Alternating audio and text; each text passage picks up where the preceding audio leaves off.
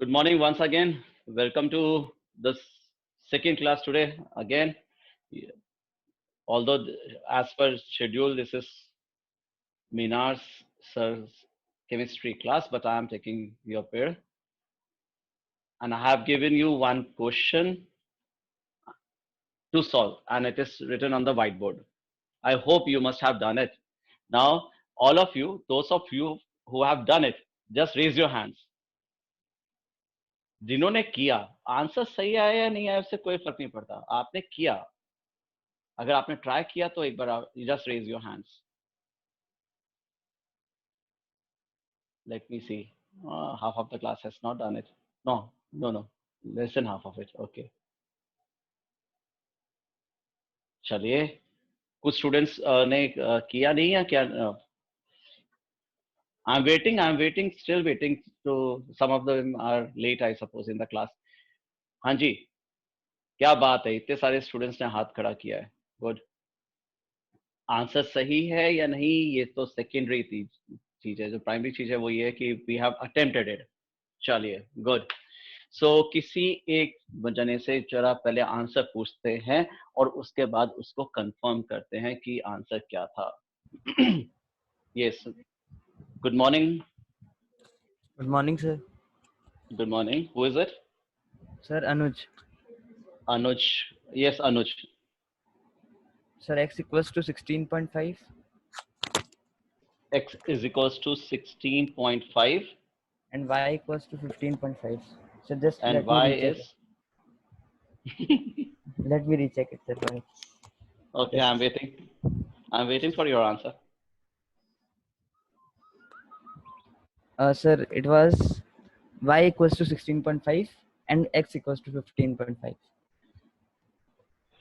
Okay, x is 15.5 and y is 16.5.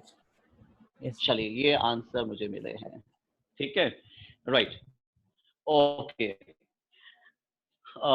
अनुज को मेरे ख्याल से अनुज को शायद मेरे ख्याल से इसलिए डाउट हो रहा होगा क्योंकि डेसिमल्स में आ रहा है और सही में वैसे technically the question is wrong क्योंकि कभी भी फ्रीक्वेंसी डेसिमल्स में नहीं होती फ्रीक्वेंसी तो काउंटिंग होती है ना now all of you I request you to put your hands down ठीक है इस आंसर को एक बार चेक करते हैं चलो ठीक है उसके बाद नेक्स्ट क्वेश्चन से मैं फिर आपसे पूछूंगा कि आपके आंसर्स क्या आ रहे हैं कपिल का हाथ नीचे नहीं है तो कपिल को कुछ शायद प्रॉब्लम है कपिल से बात करते हैं चलो यस कपिल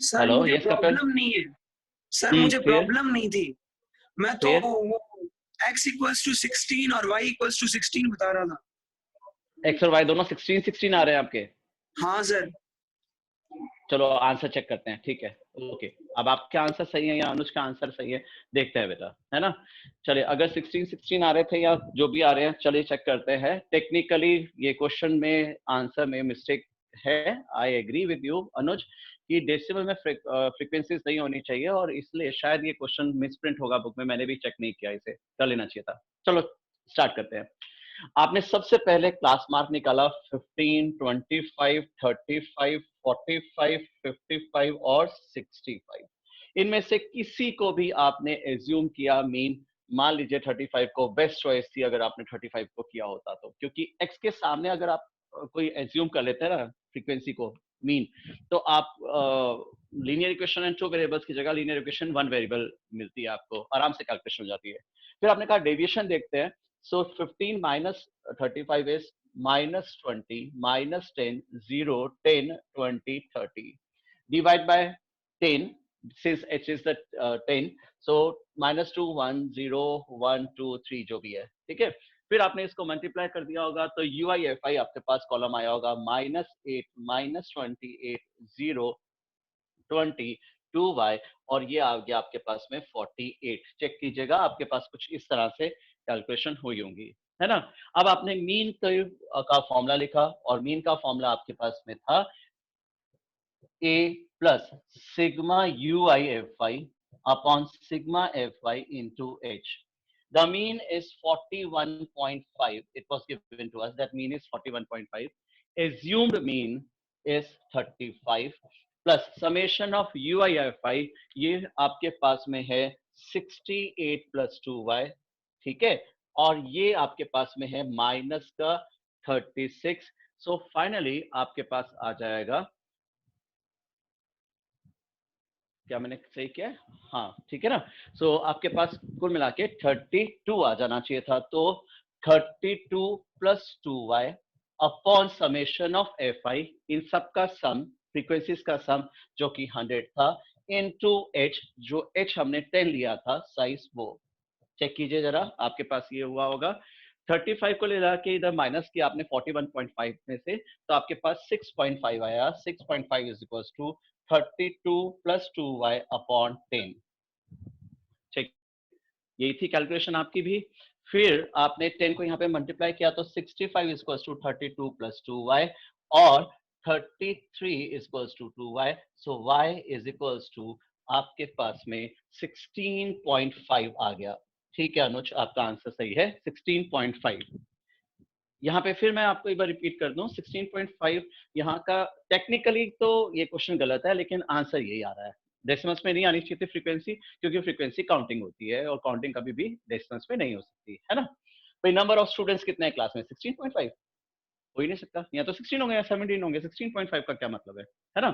चलो, एक और वेरिएबल था y, उसकी वैल्यू निकालने के लिए हमने क्या किया, इन सब का सम 100 दिया हुआ था अपने को। सम ऑफ फ्रीक्वेंसी से दूसरी इक्वेशन बनाई, जैसे मीडियन में करते थे। एक इक्वेशन बनती थी मीडियन से और एक बनती थी उसकी सम ऑफ फ्रीक्वेंसी से। चेक करिए जरा, 32 प्लस 20 52, 52 प्लस 16 यानी कि 68 plus x plus y is equal to 100। आपने एक और सेकेंड इक्वेशन बनाई इसमें, जो सम ऑफ फ्रीक्वेंसी से आई होगी आपके पास। So 68 plus x plus y is equal to 100, यानी कि x plus y is equal to 32, x plus y is equals to 32, y is 16.5, so x is बिल्कुल 15.5। करेक्ट आंसर है 15.5 और 16.5। ठीक है, चेक करिएगा, आपकी कैलकुलेशन मिस्टेक नहीं होनी चाहिए, क्योंकि ये लीनियर इक्वेशन इन टू वेरिएबल्स है। अपेक्षा से बात करिएगा। यस बेटा। Good afternoon sir. हाँ, गुड आफ्टरनून अपेक्षा। सर, इससे जो पहले वाला क्वेश्चन था, अरे बाप रे, हाँ बोलो। उसमें इसमें 50 और 70 दो चीजें थी, तो आपने 70 लिया था और मैंने 50 लिया था। तो सर जब मैंने हाँ 50 लिया तो लीनियर इक्वेशन इन टू वेरिएबल बनी, तो सर उसको मैं ठीक कैसे है। सॉल्व करूं अगर बाय चांस ऐसा हो जाता है तो? बेटा, we are having third chapter in our syllabus, linear equation and two variables वाला, उसमें हम उसको सीखेंगे। वैसे आपने ये भी देखा होगा अपेक्षा, कि जो लीनियर इक्वेशन टू वेरिएबल्स का सिस्टम बना होगा ना, वो बहुत सिंपल सा बना होगा आपके पास में। आई एम श्योर बहुत सिंपल सा बना होगा। तो सिस्टम को अभी सॉल्व करने के लिए, since we have not done the third chapter, linear equation two variables का सिस्टम जो आपके पास बना था ना, उसको एक बार प्लस कर लीजिए या एक बार माइनस कर लीजिए, और प्लस माइनस करने से ही सॉल्व हो गया होगा आराम से, है ना। और आंसर आपके पास में वही आएगा। फिर वापस से, अभी आपको सिस्टम सॉल्व नहीं करना आता हो तो भी बेटा, अगर लीनियर इक्वेशन टू वेरिएबल्स बना है तो आप सब्स्टिट्यूट कर दीजिए इधर द वैल्यूज ऑफ एक्स। जैसे फर्स्ट इक्वेशन में x की वैल्यू ले ली और दूसरे में सब्स्टिट्यूट कर दी, या फर्स्ट इक्वेशन से y की वैल्यू ले ली और सेकंड इक्वेशन में सब्स्टिट्यूट कर दी। या आपने 9th क्लास में पॉलिनोमियल्स चैप्टर में पढ़ा था, जब हमें दो फैक्टर्स दिए हुए होते थे और हमें कहा जाता था find the values of a and b वाला टाइप ऑफ क्वेश्चंस, ठीक है, राइट। लेकिन फिर भी अगर एक बारी के लिए आपको बहुत ज्यादा समझ में नहीं आ रहा जो मैं बोल रहा हूँ वो, तो आप जस्ट थोड़ा सा पेशेंस रखिए, क्योंकि हमारा जो थर्ड चैप्टर है पेयर ऑफ लीनियर इक्वेशन, वो हमें सॉल्व करना आ जाएगा आराम से। बहुत इजी सिस्टम बनता है इसमें। वैसे आप देखिएगा, आपके पास जो इक्वेशन बनी होगी ना, उसको यहाँ प्लस करेंगे या माइनस करेंगे तो ही आपके पास बन जाएगा। चलिए, इस क्वेश्चन का आंसर जिसने भी, जो मैं अब लिख रहा हूँ क्वेश्चन, उसका आंसर जो भी सबसे पहले देगा, उसकी एक चॉकलेट ड्यू है मेरी तरफ से, whenever the school will reopen। Okay, चलो चैलेंज है एक तरह से। चलिए फटाफट करें। अगर क्लास इंटरवल है 0 to 20, 20 to 40, 40 to 60, 60 to 80 and 80 to 100, and the frequencies are 17x, 32y and 19, the sum total of these frequency is 120 and the mean is 50. Find x and y. चलिए, I am waiting for the answer now. अब देखते हैं सबसे पहले answer को निकालता है. Class interval is from 0 to 20, 20 to 40, 40 to 60, 60 to 80, 80 to 100, and the frequencies are 17, x 32, y and 19. Sum total is 120. Mean is 50. Find the values of x and y.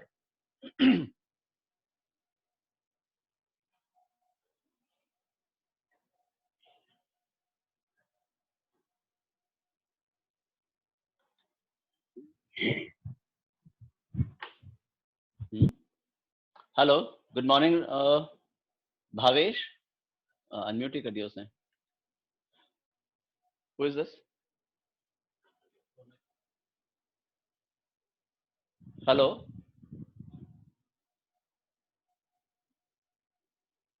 Hello hello. Hello किसका answer आया sir? Sir Ronit yes. Ronit है. हाँ, Ronit. What is the value? You have taken out the answer. Yes sir. What is the value Sir, of x? so x equals to 28 I think and 11 equals to 24. Huh? X is equals to 28 and y is equals to 24. your answers are that x is equals to 28 and y is equals to 24. Yes sir.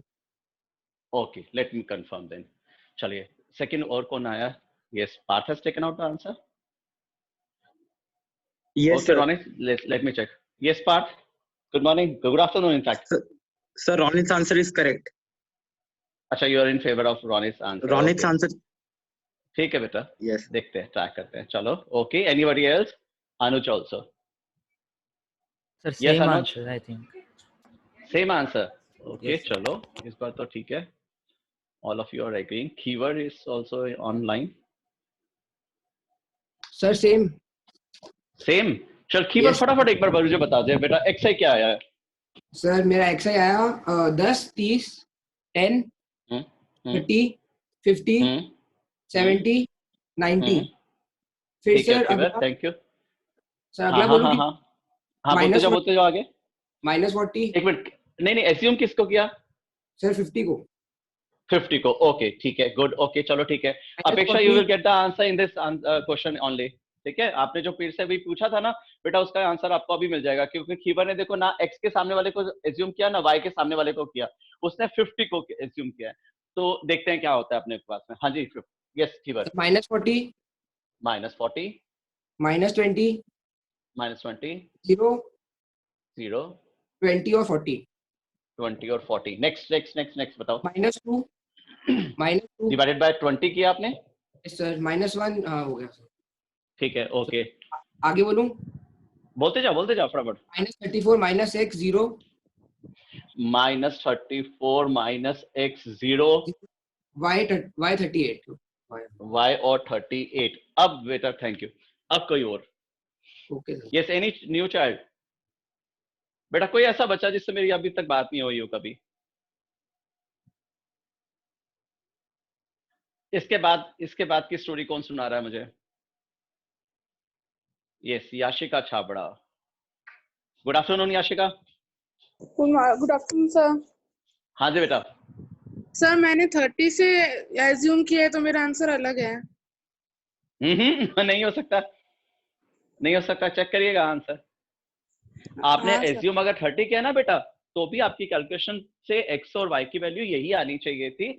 अगर अभी time मिलता है तो मैं एक बार आपको 30 से भी करके दिखाऊंगा. चलो ठीक है, आप अपनी गलती ढूंढिएगा. ओके, ऐसा नहीं होता बेटा. आपको जब बोला गया इसमें से किसी को भी आप एज्यूम कर सकते हैं, आप किसी को भी एज्यूम कर सकते हैं. यकीन माने आपके पास आंसर ये आएंगे.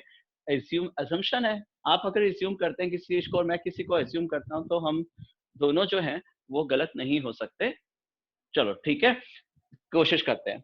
मीन का फॉर्मूला हो गया a plus summation of ui fi upon summation of fi into h. What is the mean? The mean was 50. What we have assumed is also 50 plus summation of ui fi. Summation of ui fi is minus x plus y +4।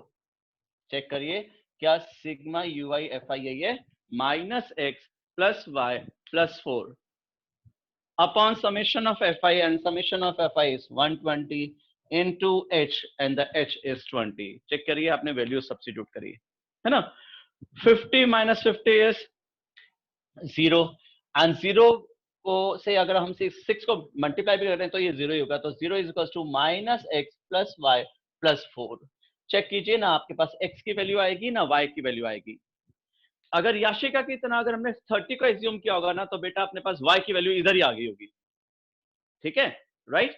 चलिए, तो वापस से अगर हमने इसको assume किया है और हमारे पास x और y की एक इक्वेशन आ रही है, तो एक और इक्वेशन हमारे पास होनी चाहिए। और यही बात अभी मैं आपसे कह रहा था, एक स्टूडेंट ने जिसे ने मेरे से ये पूछा था कि अगर ऐसा हो जाए तो लीनियर इक्वेशन जो वेरिएबल्स का सिस्टम वैसे हमें अच्छी तरह से समझ में आ जाएगा 10th क्लास में, because we are having third chapter as pair of linear equation. लेकिन अभी के लिए मैं आपसे एश्योर करता हूं कि आपको मीन में प्रॉब्लम नहीं आएगी, केवल सिस्टम को प्लस कर दीजिएगा या माइनस कर दीजिएगा। चलिए यहाँ पे आते हैं। 17 + 32 is 49, 49 + 19 is 68। so 68 + x + y is equals to 120। Check कीजिए, आपकी कैलकुलेशन भी यही कह रही होगी कि इन सब का सम, फ्रीक्वेंसीज का सम जो है वो 120 है, तो x + y + 68 is equals to 120। सही है ना। so x + y is equals to कितना हो जाएगा भाई, 52।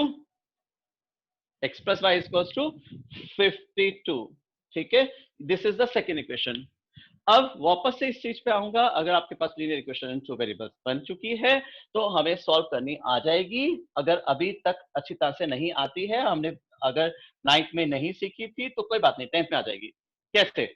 हमने कहा -x + y + 4 is equals to 0, और दूसरी इक्वेशन हम कह रहे हैं x + y is equals to 52।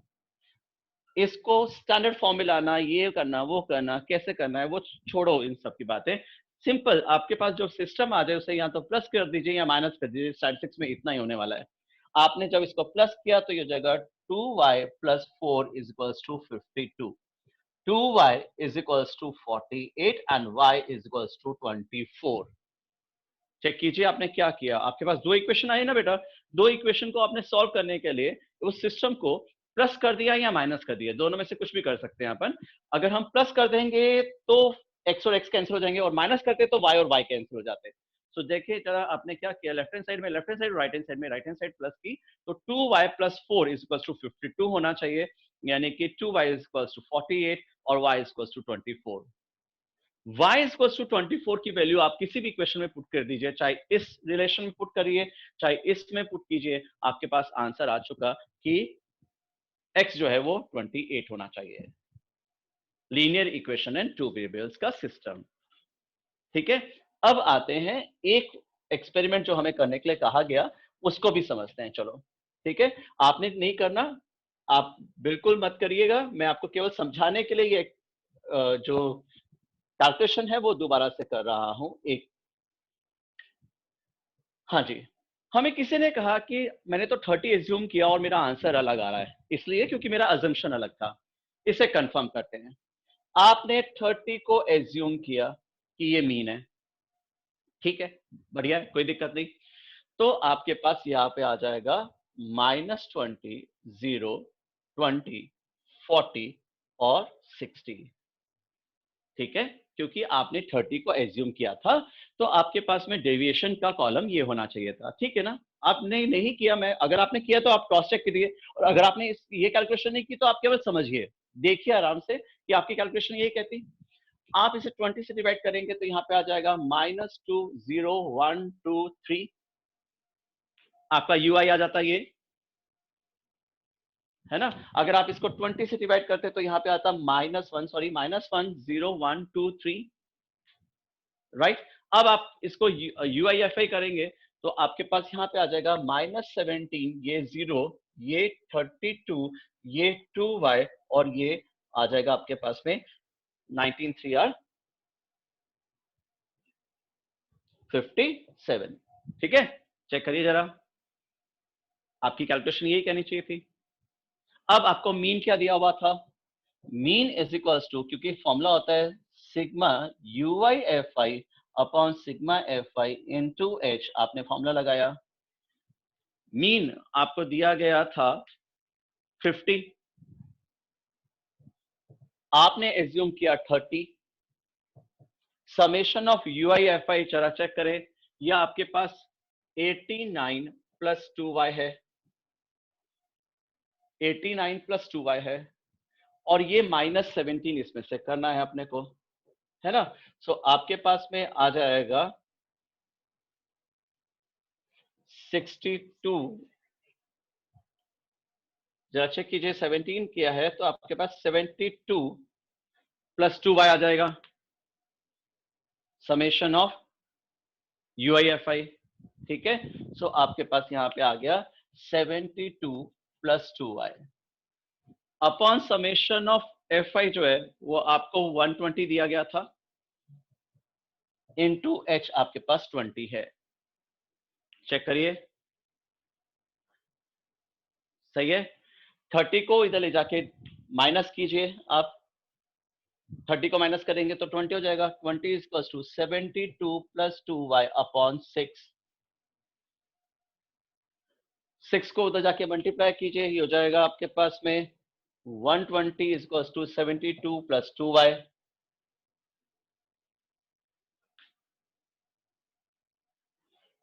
ठीक है।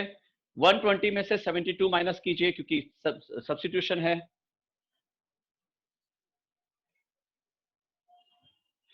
राइट, सही है। तो ये आपके पास हो जाएगा मेरे ख्याल से 48 इज इक्वल टू 2y, तो y is equal to 24, check करिए कि आपने पास y पहले भी 24 आ रहा था क्या, तो अगर y 24 आ रहा था, x की वैल्यू तो वैसे ही निकाल रहे हैं जैसे हमने निकाली है एज्यूम भी मेथड लगा के, मतलब सॉरी सम ऑफ फ्रीक्वेंसी से, वैसे ही ये वाला बंदा भी लगाएगा जो जिसने 30 एज्यूम किया है, चेक करिए। इन शॉर्ट ये है कि अगर आप x के सामने या y के सामने वाली वैल्यू को आप एज्यूम इन कर लेते हैं तो आपके पास linear equation in one variable बनती है, लेकिन अगर आप x के सामने वाले को एज्यूम नहीं करते हैं तो आपके पास लीनियर इक्वेशन 2 वेरिएबल्स आती है, लेकिन वो सिस्टम भी आराम से हम सॉल्व कर सकते हैं। लेकिन ये कहना कि सर मैंने ये एज्यूम किया या वो एज्यूम किया इसलिए मेरे आंसर्स अलग आ रहे हैं, ये गलत है। आपको मालूम है मेथड्स में भी हम तो कह रहे हैं, मतलब इसको आप डायरेक्ट मेथड से करें, आप स्टेप डेविएशन मेथड से करें, या इसको आप डेविएशन मेथड से या एज्यूम इन मेथड से करें, तो भी you will get the same answer, answer में अंतर नहीं आता आपके पास में, ठीक है ना, राइट।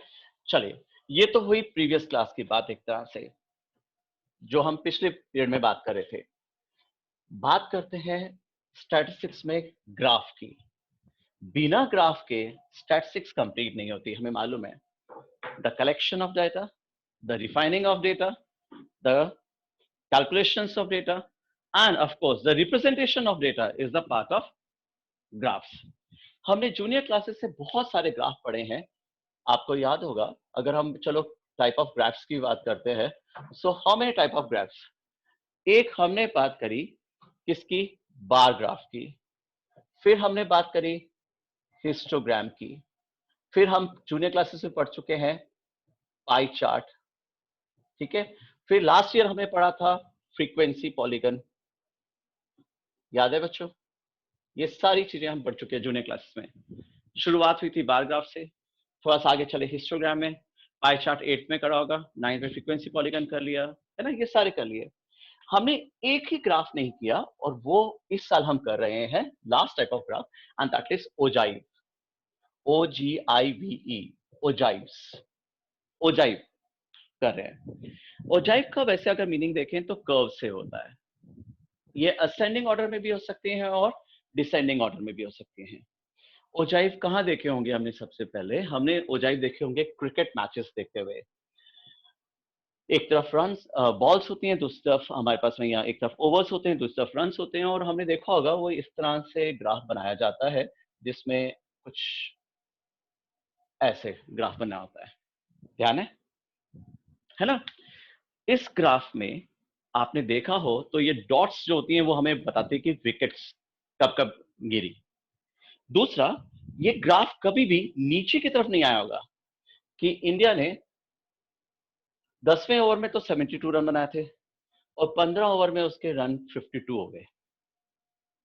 कभी नीचे आया नहीं, रन तो हमेशा बढ़ेंगे ना, it will be in the appreciating manner. So graph या ओजाइव्स हमेशा जो है वो या तो अप्रिशिएटिंग नेचर के होते हैं या डेप्रिशिएटिंग नेचर के होते हैं। इनको कम्यूटेटिव ग्राफ भी कहते हैं, कम्यूटेटिव ग्राफ भी कहते हैं, यानी कंबाइंड ग्राफ भी कहते हैं। इसका एग्जाम्पल लेने के लिए एक छोटा सा एग्जाम्पल लेते हैं, चलो समझते हैं इसको। हमारे पास में हाइट दी हुई हो इन सेंटीमीटर्स और नंबर ऑफ चिल्ड्रन दिया हुआ हो, मान लेते हैं अपन, ठीक है। हाइट दी हुई है 100 से 110, 110 से 120, 120 से 130 एंड सो ऑन टिल मान लेते हैं कुछ 150 सेंटीमीटर तक। Okay, and number of children are suppose 11, 16, 19, 14 और 10 मान लिया। ये फर्स्ट एग्जांपल दे रहा हूं आपको ओजाइव का। ओजाइव्स होते क्या हैं? ओजाइव दो तरह के होते हैं, they are appreciating as well as depreciating in nature, यानी या तो वो इंक्रीजिंग ऑर्डर में होते हैं या फिर वो डिक्रीजिंग ऑर्डर में होते हैं, राइट। मान लेते हैं हमें इसमें से पहली तरह का ओजाइव बनाना है and that is known as less than type ogive. Less than type commutative frequency, less than type. तो लेस देन टाइप का ओजाइव किस तरह का होगा उसकी बात करते हैं। हमने सबसे पहले इसको कम्यूटेटिव फ्रीक्वेंसी में चेंज करना है। कम्यूटेटिव फ्रीक्वेंसी हमने मीडियन में पढ़ा ही था, उसमें चेंज करते हैं। तो सबसे पहले लिखते हैं लेस देन। क्या लेस देन 100 सेंटीमीटर कोई है? नहीं, क्योंकि data is available from 100 to 110। 100 centimetre से 110 सेंटीमीटर तक 11 बच्चे हैं जिनकी हाइट 100 से 111 सेंटीमीटर है। तो हमारी सबसे पहली जो इंटरवल है वो है लेस देन, या यूं कह लीजिए 110, लेस देन 110, क्योंकि 100 सेंटीमीटर से कम तो कोई है ही नहीं। हम कंप्यूटेटिव कर रहे हैं, इनको कंबाइन करते हुए चल रहे हैं। फिर नेक्स्ट हो जाएगा अपने पास में less than 120 centimetre, than less than next हो जाएगी कौन, less than 130 centimetre, less than 140 centimetre और लेस देन 150 सेंटीमीटर। जैसे अपन ने उस दिन समझा था मीडियन को, उसी तरह से समझते हैं। हमने सबसे पहले आवाज लगाई कि अच्छा चलो स्टूडेंट्स को एक लाइन में खड़ा करना है, तो ऐसा करो लेस देन 110 सेंटीमीटर जिनकी भी हाइट है वो आके खड़े हो जाओ। लेस देन 110 सेंटीमीटर की एक आवाज लगाई। 100 सेंटीमीटर से छोटे तो कोई है ही नहीं हमारे पास में, तो 110 सेंटीमीटर से कम जिनकी हाइट है वो स्टूडेंट्स लाइन में खड़े हो जाओ। तो 11 students will come. Then we are saying less than 120। सोचिएगा जरा, सिंपल आईक्यू लगेगा। 120 से कम, लेस देन 120, कितने स्टूडेंट्स हो जाएंगे? 16 और आके उसमें ऐड हो जाएंगे तो आपके हो जाएंगे 27 स्टूडेंट्स। लेस देन 120 चेक करिए ना, ये हिस्टोग्राम और बार ग्राफ में भी आप चेक करते थे, आंसर देते थे। Once student is selected at random, ये वो हम प्रोबेबिलिटी में भी देते हैं आंसर इस तरह के, है ना। लेस देन 120 सेंटीमीटर कितने लोग हैं? कौन आएगा? सारे 27। फिर लेस देन 130 में कौन आएगा? ये सारे, यानी 19 और ऐड कर लीजिए इसमें, तो आपके पास में 19 ऐड करते ही ये हो जाएगा आपके पास में 48। ठीक है, जरा चेक कीजिए, 27 में 19 अपन ऐड कर रहे हैं तो 46 हो जाएगा। अब 46 में 140, लेस देन 140, लेस देन 140 कौन है? ये सारे, तो 14 और ऐड हो जाएंगे, 14 और ऐड हो जाएंगे तो 60 और 10 और जुड़ेंगे तो 70। चेक कीजिए आपके पास में आपने क्या किया, इसको less than type of commutative frequency में चेंज कर दिया, लेस देन टाइप में। ठीक है, हाँ या ना? थोड़ा सा मुश्किल है समझने में, है ना। चलिए पेशेंस रखेंगे, नई चीज है, थोड़ी टाइम लगेगा सीखने में, लेकिन आ जाएगा आराम से। देखें, सबसे पहले स्टूडेंट्स लेस देन टाइप में हमें इस डेटा को बदलना है। तो लेस देन क्या?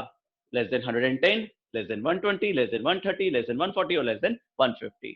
लेस देन 110, 110 सेंटीमीटर से कम स्टूडेंट्स कितने हैं? 11। लेस देन 120 कौन है?